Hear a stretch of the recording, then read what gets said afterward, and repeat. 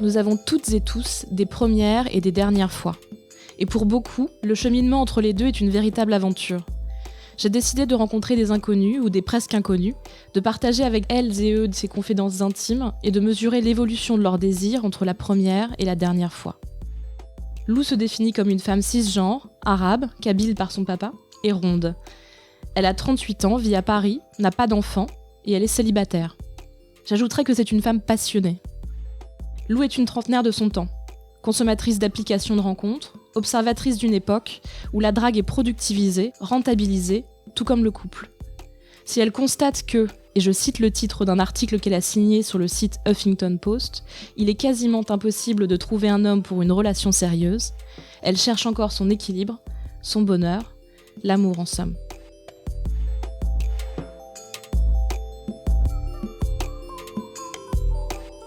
Alors Lou, bonjour. Je vais d'abord commencer par te demander si on peut se tutoyer ou si tu préfères qu'on se vous voit.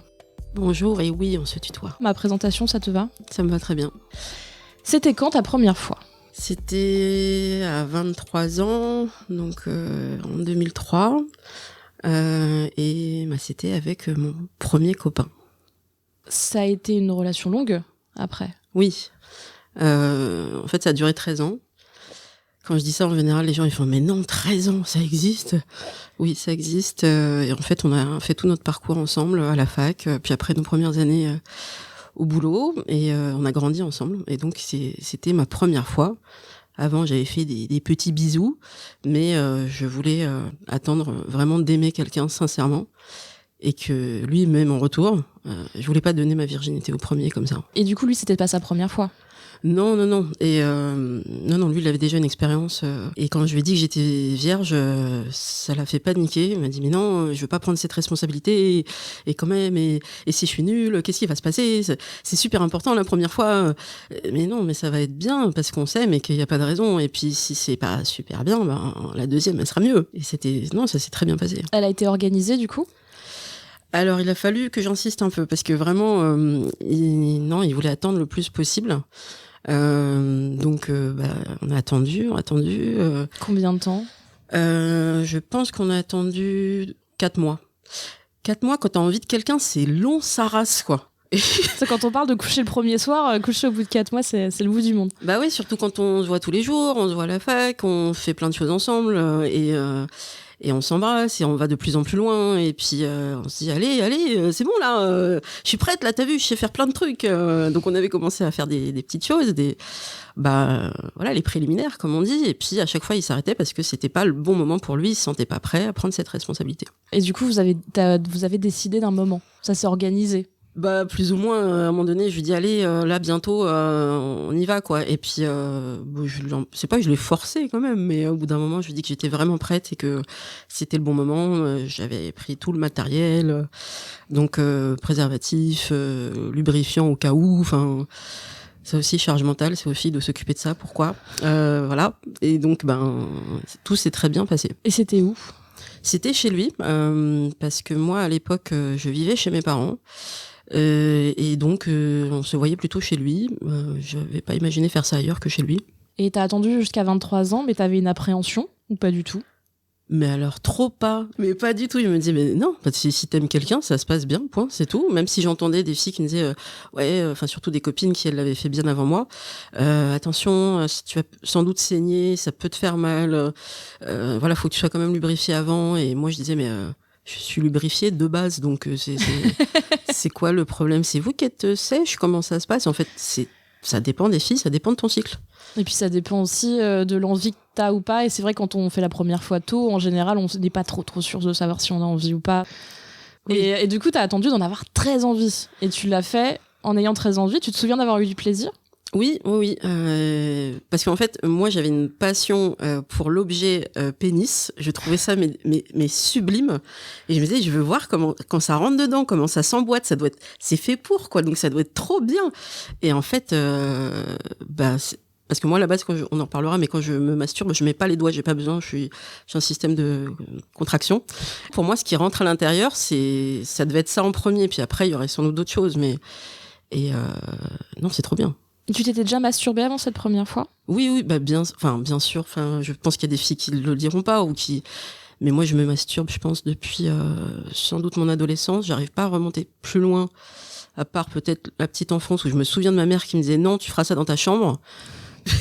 Du coup, je m'étais dit qu'est-ce que j'avais fait. J'avais dû prendre un coussin, le mettre entre mes cuisses et j'avais trouvé ça super agréable.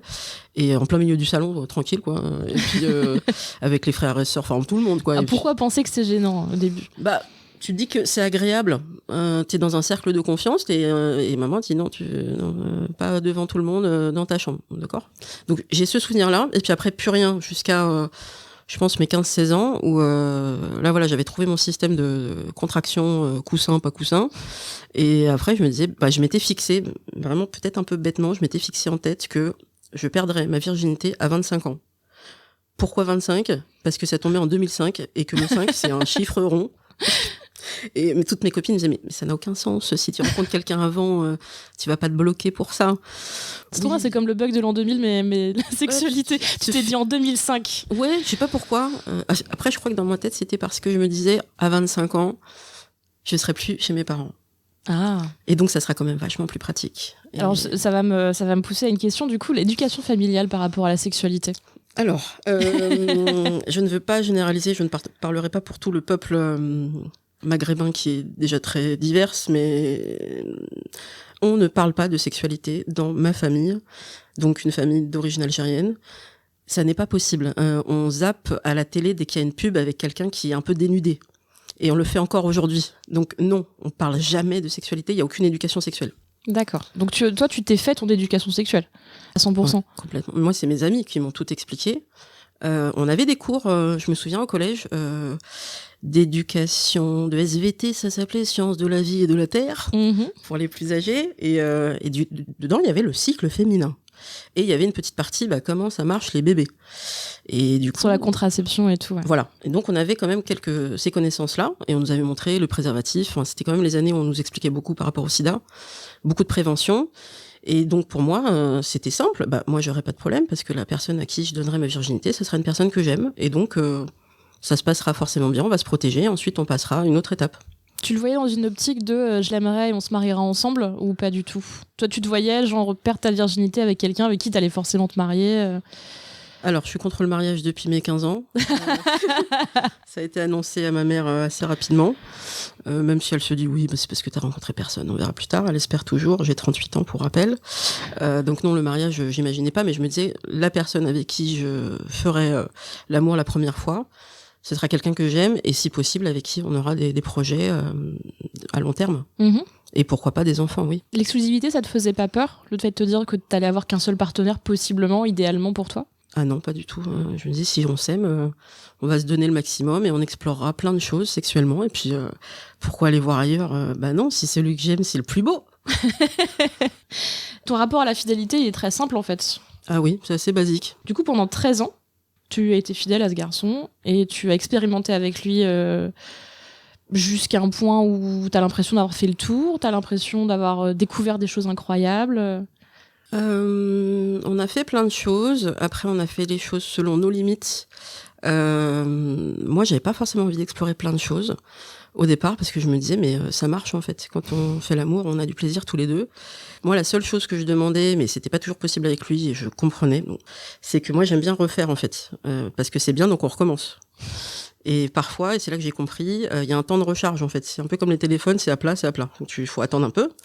Et après, la mécanique fait que tu peux recommencer un peu plus tard. J'avais pas besoin de beaucoup explorer en fait, de faire des choses très différentes ou avec plusieurs personnes, pas du tout.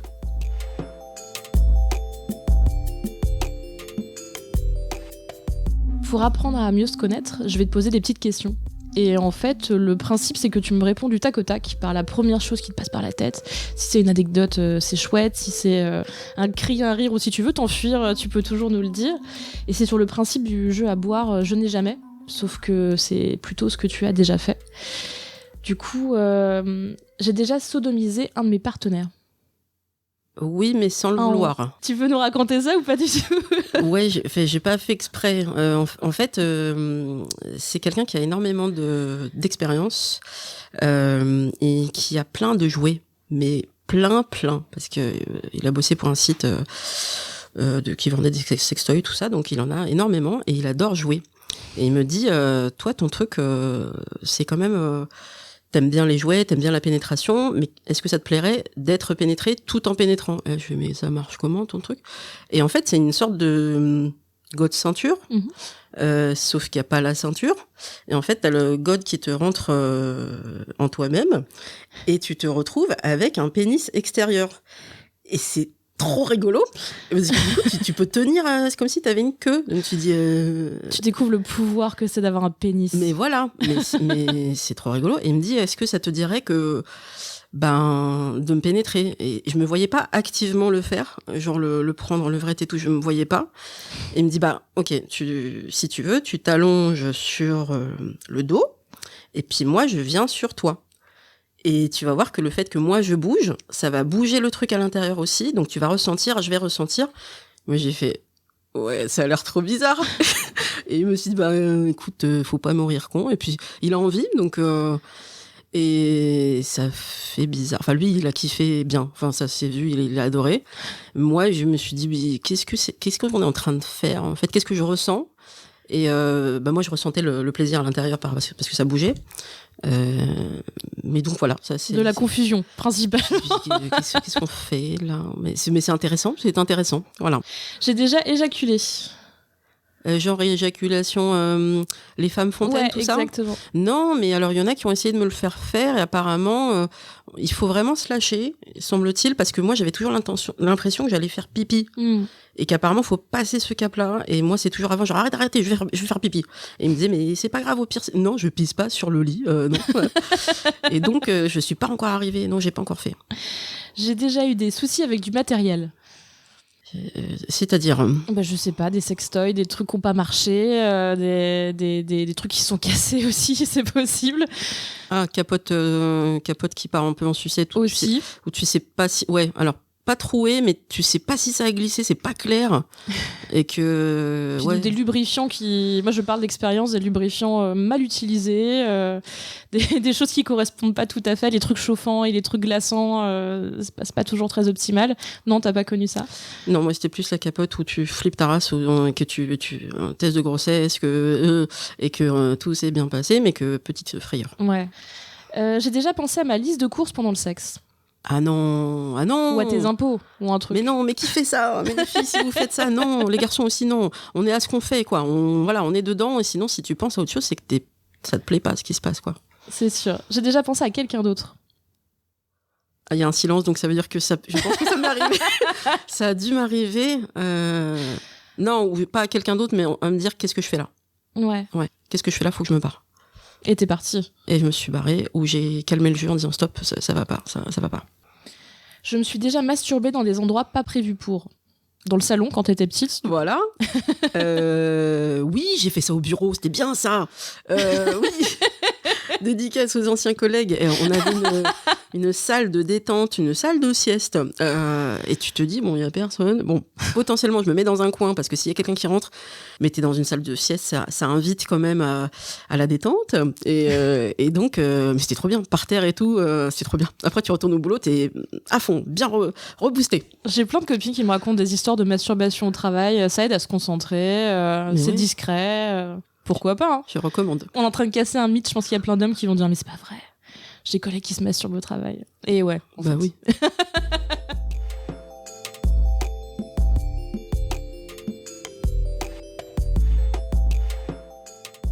On va parler de la suite. Après 13 ans, la belle histoire s'arrête. Ouais. Qu'est-ce qui s'est passé? Il m'aimait plus, donc il me l'a dit. Donc il me dit voilà, je pense que j'ai plus les mêmes sentiments, c'est en train de se transformer en autre chose. Et j'ai pas envie de te tromper, de te faire du mal, etc. Donc on s'arrête là. Et là, tu te dis mais ça arrive pour de vrai là? On est dans un film? Et puis voilà, donc on s'arrête sans doute de la meilleure des façons, en se parlant, en se disant les choses. Et puis voilà, c'était il y a 3 ans, on a gardé contact, on s'entend très bien. Lui, évidemment, a retrouvé quelqu'un, parce que c'est un garçon, et qu'à Paris, il a plus de chances que les filles de trouver. C'est pas mes chiffres, c'est l'INSEE, c'est comme ça. Et voilà, et donc il a retrouvé quelqu'un, c'est très bien pour lui. On sent la petite tension, c'est normal.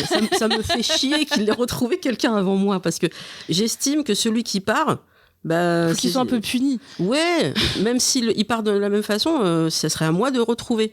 Mais bon, pour l'instant, il a eu plus de chance et du coup, moi, alors on m'a expliqué, parce que les gens ont toujours plein de théories. Ouais, alors attends, ça a duré 13 ans, donc normalement, tu vas rester traumatisé au moins 5 ou 6 ans. Oh, c'est dur.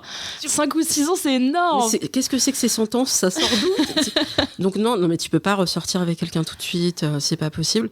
Mais il y a des règles, j'ai signé un contrat, comment ça se passe? Donc non, en fait, moi, que ça choque ou pas, je m'en fous. 1 mois ou 2 mois après la rupture, je l'avais annoncé, bien sûr, autour de moi, à mes proches, et notamment à des potes que je pensais être juste des potes et qui te disent « Ah, mais je te soutiens dans cette épreuve, il n'y a pas de problème, mais depuis le temps que je voulais te proposer qu'on se prenne un verre… » Je lui dis « Bah oui, bien sûr.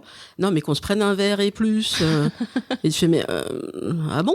Et donc là, j'ai eu des possibilités. T'as redécouvert ton groupe de potes, là, tout de suite. Moi, je pensais qu'il fallait attendre aussi, mais si l'opportunité est là, si c'est des bombes atomiques, au bout d'un moment, moi, j'assume que du coup, je suis remontée. Du coup, au premier mois, enfin 1 mois après la rupture, tu es remontée en selle. Comment ça s'est passé? Sexuellement, très bien. Donc t'as commencé à chasser sur ton groupe de potes, enfin ceux qui étaient d'accord. Pour moi, je chassais pas, je les informais de la situation. Et puis après, il y a une opportunité qui se fait ou qui se fait pas. Et après, c'est toi et ta grille de valeurs. Et elle a évolué. C'est-à-dire, moi, je me disais, mais non, mais ils sont casés, donc non. Donc non, tu ne fais pas autrui ce que tu voudrais pas qu'on te fasse. Ça, c'était avant. Après, tu t'es mis aux applis de rencontre ou c'est à ce moment-là tu t'es déjà inscrit sur des applis de rencontre? Je m'étais pas mise tout de suite sur les applis, mais quelques mois après, peut-être 6 mois, enfin 4 à 6 mois après la rupture, parce que mes copines me disaient il faut que tu essayes, c'est comme ça que tu peux rencontrer, parce que tu vois bien que tu fais le tour de tes amis. En fait, la plupart ils sont casés quand même, donc ça serait bien de trouver quelqu'un qui est célibataire. Et donc j'ai pris quasiment toutes les applis pour tester. Et donc voilà, j'en suis là, ça fait 3 ans que je teste ces applications. Tu devrais te faire payer par les applis. J'ai fait un benchmark, voilà, c'est ça. Tu cherchais quoi à ce moment-là? Tu t'es dit je recherche quelqu'un avec qui me mettre en couple? Ou alors, là, maintenant, c'est bon, j'ai été en couple 13 ans, c'est le moment où je m'éclate. Et c'était quoi ton objectif à ce moment-là, il y a 3 ans? C'était plutôt de comprendre comment ça marche, le marché de la drague, parce que, moi, je savais plus trop comment ça marchait.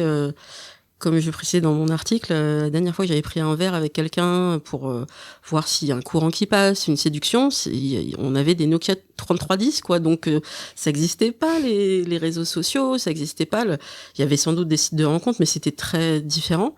Et donc, comment on rencontre les gens? Et j'ai posé la question, en fait, tu vas dans les bars. Ok, on va dans les bars. Ok. Et il se passe quoi? Il se passe que les mecs sont entre les mecs, les filles sont entre filles. On se parle pas. Et c'était aussi parce que je me disais, une veste numérique sera plus facile à gérer qu'une veste en vrai, parce que j'ai testé les deux, je confirme, ça marche beaucoup mieux quand on te dit non sur une application, tu passes à autre chose, c'est pas grave. Tu as utilisé quoi comme application? Enfin, tu les as toutes prises et ensuite tu as décidé de mettre sur 1 ou 2 applis, ou alors tu es encore sur toutes les applis? En fait, j'ai un peu tout testé, puis je me suis rendu compte que certaines d'abord étaient payantes, donc c'est un petit peu gênant psychologiquement et même financièrement, c'est gênant de devoir mettre de l'argent là-dedans me concernant. Donc, Mythique, par exemple, c'est payant, y compris pour les filles. Et je me disais, je mets un budget, je fais pas de rencontres intéressantes, c'est pas rentable. Et c'est extrêmement humiliant. Donc je me suis dit, stop, j'arrête ça. On va regarder dans le marché gratuit.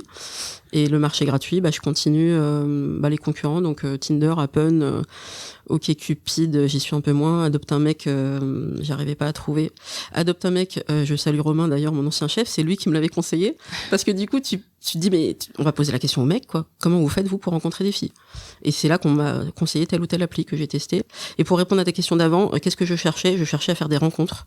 Et je me disais, si ça donne quelque chose de sérieux, c'est super, parce que ça reste quand même mon objectif. Moi, je suis heureuse en couple. Moi, ça me va, le couple.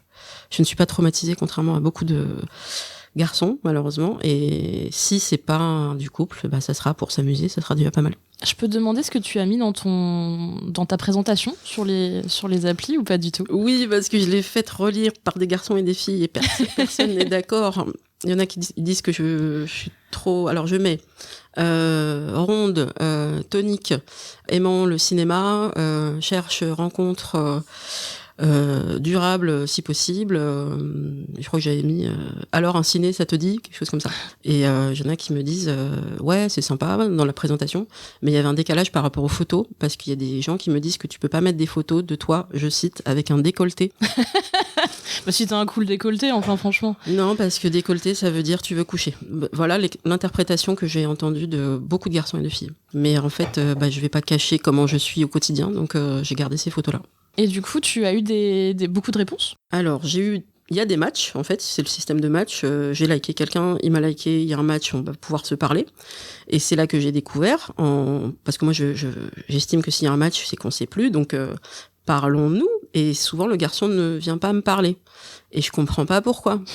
Donc je fais coucou. Et puis des fois il y a une réponse, ou des fois il y en a pas. Alors après je me suis fait un petit copier-coller que je fais régulièrement en disant coucou. Il y a beaucoup de mecs ici qui like absolument tous les profils sans même les lire.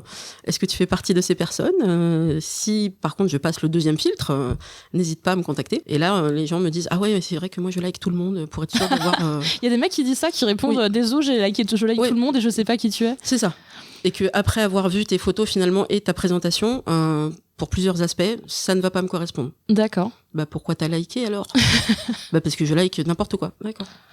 Ok, mais au moins ils sont honnêtes. Ça t'évite de perdre trop de temps finalement. Voilà. Veste numérique, hop, tu passes à autre chose. Et tu t'es blindé du coup.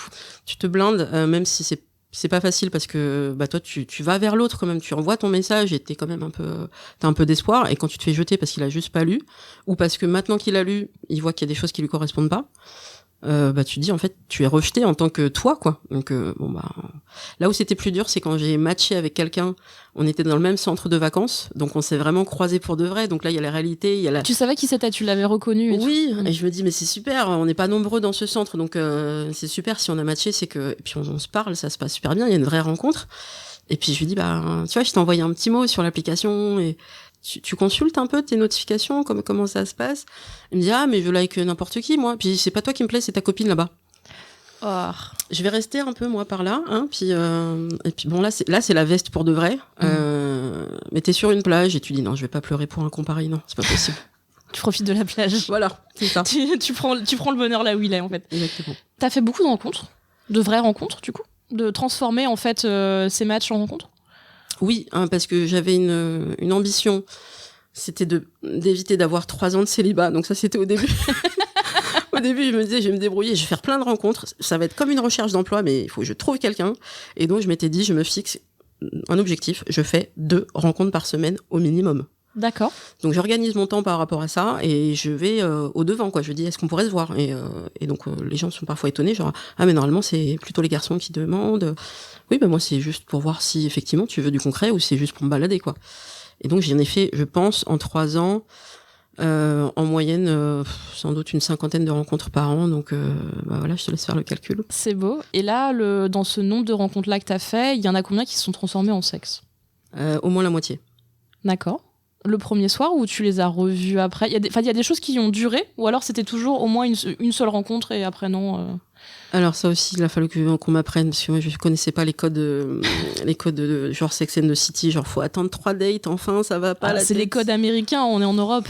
C'est ce que je pensais aussi, et en fait c'est en train de s'américaniser. Là il y a pas mal de filles et de garçons aussi qui me disent mais tu sais, si tu couches le premier soir ici tu vas passer pour une salope, alors qu'en fait vous avez juste tous les deux succombé à une plus qu'une tentation, vous avez une pulsion tous les deux, ça s'est partagé, et on pourrait le voir comme des adultes, tout simplement.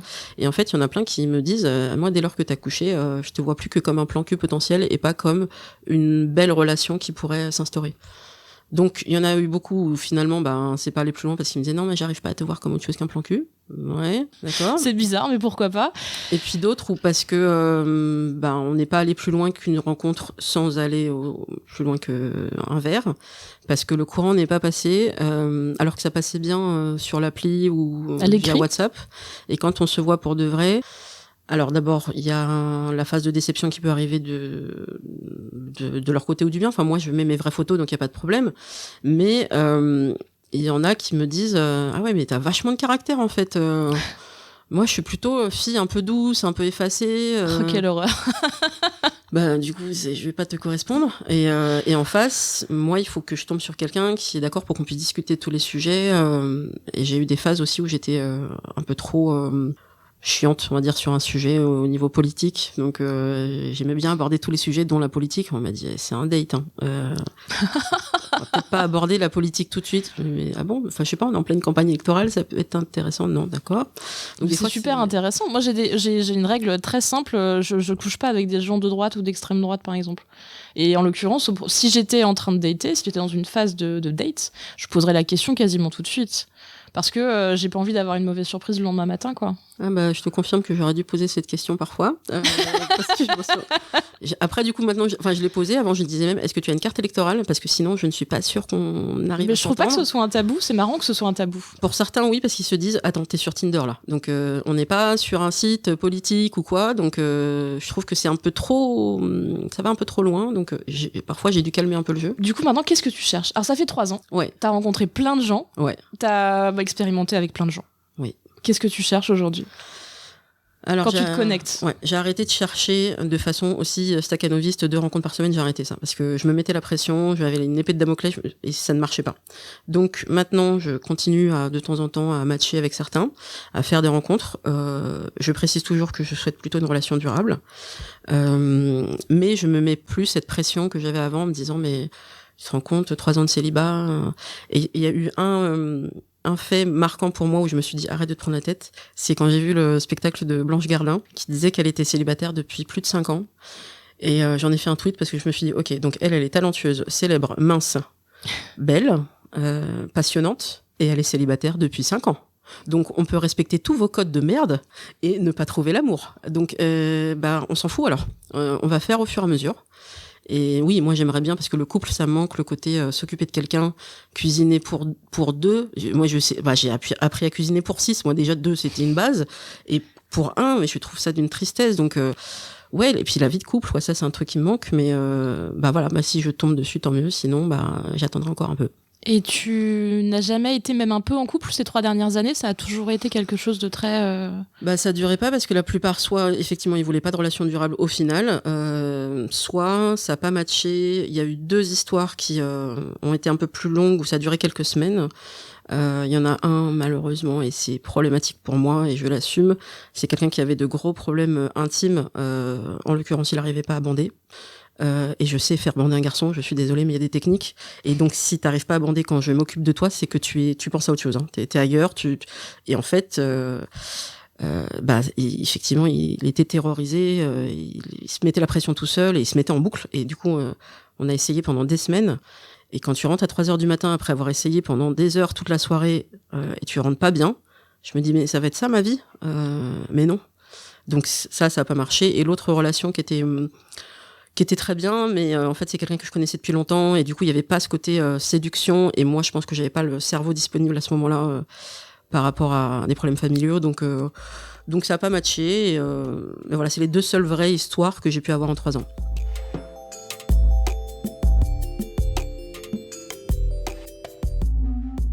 Je vais reprendre avec mes petites questions, si tu veux bien. Ouais. Et on va parler des œuvres qui t'accompagnent tout au long de la vie depuis le début de ta sexualité. Je sais que c'est des questions, ça peut paraître en général énorme. On peut se dire, oh là là, il y a tellement de choses. Mais écoute, essaye de me répondre par la première chose qui passe par la tête. Le livre qui m'excite. Je dirais c'était des nouvelles de Régine Desforges. Ça doit s'appeler Rencontre ferroviaire. Chaque fois que je le prends le train, je me dis, mais elle a tellement menti, cette femme. Il se passe rien dans les trains et ça m'excitait énormément. Et après, sinon, c'est tout ce qui est manga, hentai, plus c'est énorme avec des monstres et juste pas possible, plus je trouve ça drôle et excitant. Et après, c'est plutôt de l'érotisme un peu plus classique, les scènes d'amour dans les séries, dès qu'ils s'embrassent, alors que ça faisait 15 épisodes qu'on attendait, ça me fait des trucs. Le film qui te fait vibrer? Ah, mais il y en a plein, c'est compliqué. Surtout quand on est passionné de cinéma. Ah, il y en a plein. Écoute, comme il y a Robert Redford en ce moment, Out of Africa, enfin, ce genre de choses, où t'as un homme, vraiment, qui est viril, mais qui est doux en même temps, qui a pas peur de montrer ses failles. Mais voilà, il y a tellement de films. C'est compliqué. L'image qui te donne des frissons de plaisir? Ah si, je sais. Alors, c'est pas bien, mais c'est comme ça. Alors, j'ai pris des photos d'une des dernières rencontres que j'ai pu faire, qui s'est achevée parce qu'il a décidé de se mettre dans une relation à longue distance. Bref, il avait des taches de rousseur. Il avait accepté que je le prenne en photo quand il était torse nu. Et de temps en temps, je les regarde, mais c'est d'une beauté, c'est du fétichisme complètement assumé. Mais c'est un dos avec des taches de rousseur. C'est tellement beau. Et du coup, maintenant, je cherche un mec avec des taches de rousseur. C'est encore plus restrictif, c'est très compliqué. Ou pas forcément, mais ça m'excite, ouais. C'est très spécifique, j'aime beaucoup. La musique qui te met le mieux dans l'ambiance. Ah, Barry White. Direct. Voilà. Tu ressors ton petit best-of de Barry White. Ah, forcément. Il y a un truc là. Ouais. C'est sûr. C'est la voix, non ? C'est la voix, c'est le groove. C'est d'ailleurs un conseil, ne jamais utiliser les chansons que tu aimes vraiment si c'est pas avec un partenaire qui est vraiment bon et tu sais qu'il va être bon, parce que sinon il va te gâcher éternellement cette chanson. Moi, j'ai eu le cas avec Ed Sheeran, là, un de ses tubes. Je me suis dit, c'est pas possible. Du coup, je vais avoir cette chanson qui était belle et associée à ce mec qui était nul. À chaque fois qu'elle passe à la radio, en plus. Mais voilà. Et du coup, voilà, votre playlist avec un mec ou une fille mais qui sont bien, qui vont pas vous gâcher vos playlists, quoi. Barry White, personne te l'a gâché. Non. Tu le sors que pour les grands soirs. Voilà, c'est ça. Le parfum qui réveille tes sens. Tout ce qui est parfum pour homme, un peu. Alors il y a La Nuit, je crois, de Yves Saint Laurent. Il y en a 2-3 comme ça. À chaque fois qu'il y a un mec qui a une bonne odeur, je lui demande. Je pense pas toujours à le noter, mais un parfum d'homme qui est mélangé un peu à la sueur de mec, du mec que t'aimes bien. Pas la sueur des mecs dans le métro, c'est pas pareil. Non, mais vraiment, j'adore cette odeur. C'est pas quelque chose qui me repousse ou quoi que ce soit.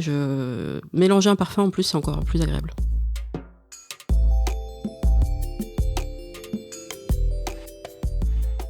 On va parler de la dernière fois. Ouais. Alors avant qu'on commence à enregistrer, tu m'as expliqué que ta dernière fois, tu nous l'as faite sur mesure. Tu vas nous expliquer pourquoi.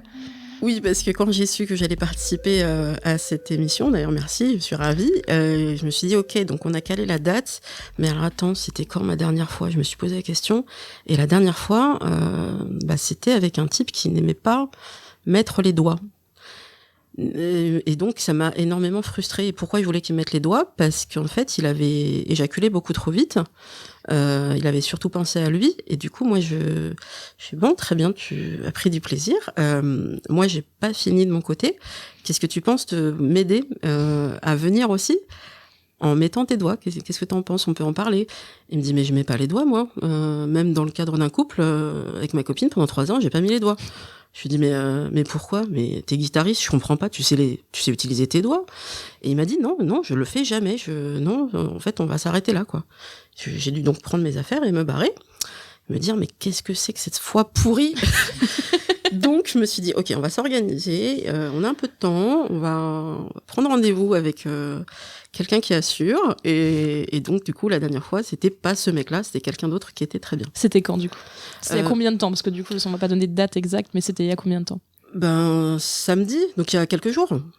Et alors, c'était quoi ? C'est quelqu'un que tu connais déjà, du coup ? Oui, alors c'est ce que moi j'appelle un de mes réguliers. Donc c'est un garçon que je vois régulièrement.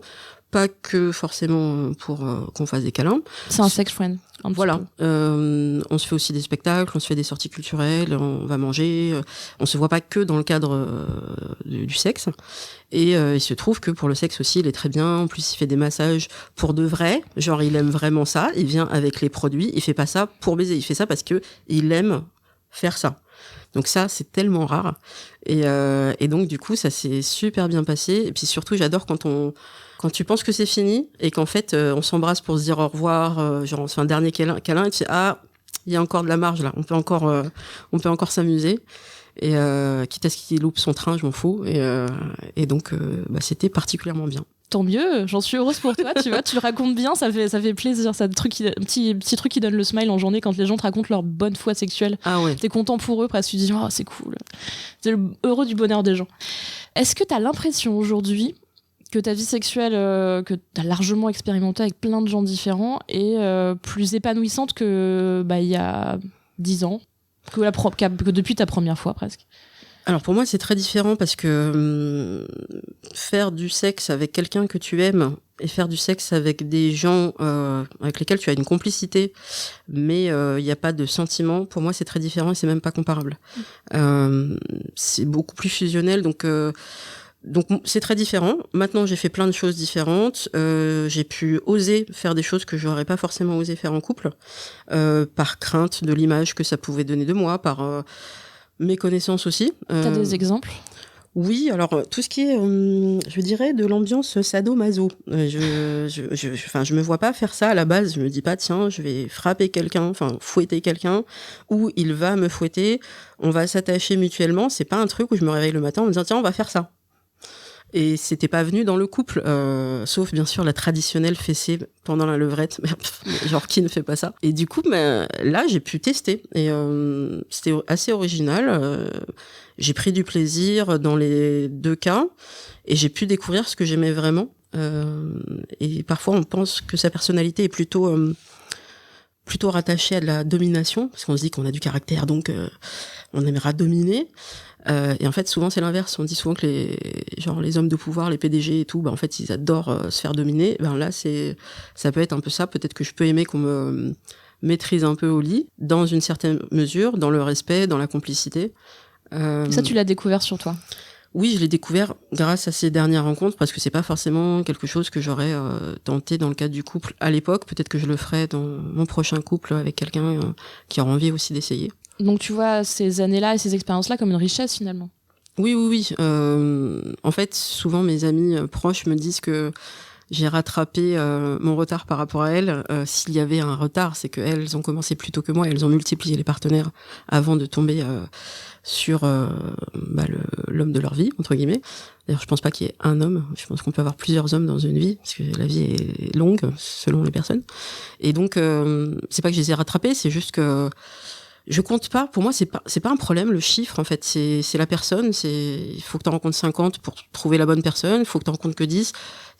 Mais bon, là, si je pouvais trouver la bonne personne et qu'on puisse faire plein de choses ensemble et s'entendre sexuellement, parce que c'est un critère, pour moi, clairement, ça serait top. Mais voilà, je suis forte de cette expérience. Je fais une parenthèse, mais c'est quelque chose qu'on n'a pas dit.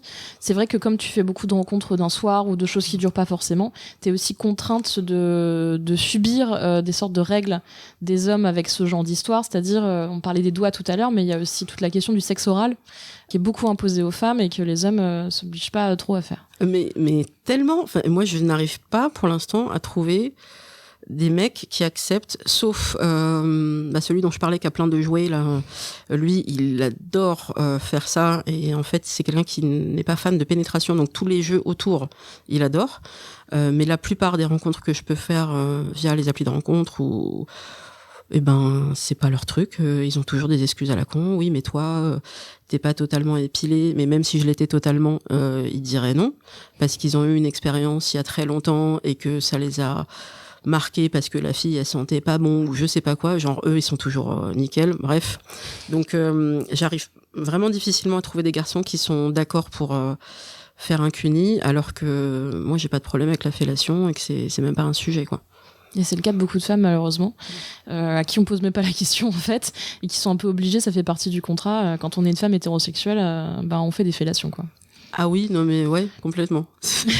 Est-ce que tu as encore un fétiche du pénis aujourd'hui? Oui, alors je travaille dessus parce que t'en as vu beaucoup là maintenant. Oui, j'en ai vu plein, mais je continue en fait. Mais j'ai compris, je commence à lire le livre de Mardi Noir, une youtubeuse qui a fait un livre sur la psychologie et qui expliquait qu'elle aussi avait une fascination pour ça, mais ça vient de l'enfance. Apparemment, c'est très freudien, hein, mais c'est parce que quand on rencontre des petits garçons et que on se rend compte que en fait on n'a pas la même chose, que on se dit que c'est un manque, qu'il nous manque un truc nous, alors que nous c'est juste à l'intérieur. Et c'est vrai que peut-être que ça venait de là que cette fascination. Je trouve toujours le pénis aussi beau. Il y a un moment, j'ai mis ce projet de côté, mais je voulais les prendre tous en photo. C'est un beau projet. Je vais me faire un petit album photo de toutes les queues que j'aurais vues de ma vie. Un délire un peu sophical avec ta vie sexuelle, pourquoi pas? Alors déjà, quand j'ai commencé à poser la question pour déconner, il y en a qui m'ont dit mais pourquoi faire, tu vas en faire quoi, tu fais un dossier, mais tu veux le prendre sous tous les angles, mais non, là il est pas bien réveillé en plus, ça va pas. Non mais moi j'aime bien aussi quand il est endormi, le avant après. Et en fait ils sont pas tous aussi à l'aise que ça avec leur intimité. Donc j'ai mis ce projet de côté, mais je suis toujours aussi fascinée par l'objet. Tu te sens plus épanouie aujourd'hui, tu te sens plus heureuse avec ta vie sexuelle, ton corps, tes envies aujourd'hui que du coup quand t'avais 23 ans? Oui, parce que à 23 ans, je pense que je me disais, je suis comme je suis ronde et peut-être que j'arriverai à plaire à quelqu'un malgré mes rondeurs. Je le vivais comme ça. Et jusqu'à ce que je tombe sur un homme qui m'a aimé tel que j'étais, alors que c'était pas son truc, les rondes, du tout. Donc il m'a aimé, entre guillemets, malgré ça et avec ça. Et là, depuis, j'ai fait plein de rencontres avec des hommes qui aiment les rondeurs, qui m'aiment comme je suis. Donc j'ai appris à me plaire tel que je suis et à savoir que je pouvais séduire comme ça. Mais ça, il faut beaucoup de temps pour ça. T'as la preuve, c'est un beau chemin de vie, je trouve. Oui, après, il faut aussi s'assumer tel qu'on est avant de faire des rencontres. Parce que si on doit compter sur un garçon pour qu'il nous dise qu'on est belle, et si on se dit, j'ai réussi à coucher avec, donc il veut bien, ça veut rien dire. Il y a plein de mecs qui couchent avec n'importe qui. Comme il like tout sur Tinder. Voilà. Donc non, il faut faire le chemin d'abord soi-même. Je vais conclure là-dessus parce que du coup, je trouve ça beau de se dire que qu'on peut aimer, apprendre à s'aimer par le sexe, par sa vie sexuelle, par sa propre expérience, et surtout en tant que femme, se laisser guider par ses envies, même si on est soumis quand même à plusieurs règles sociales, à des règles de drague, à des règles d'application, de virtualité. Réussir quand même à faire son chemin pour se donner l'opportunité de rencontrer la bonne personne un jour, chapeau, c'est beau. Merci. Vous venez d'écouter Première Dernière fois, un podcast de Lucille Bélan, produit par Slate.fr. Si vous avez aimé, n'hésitez pas à vous abonner sur iTunes, Spotify, Deezer ou votre application de podcast préférée. Vous pouvez aussi laisser un commentaire et pourquoi pas lui mettre 5 étoiles.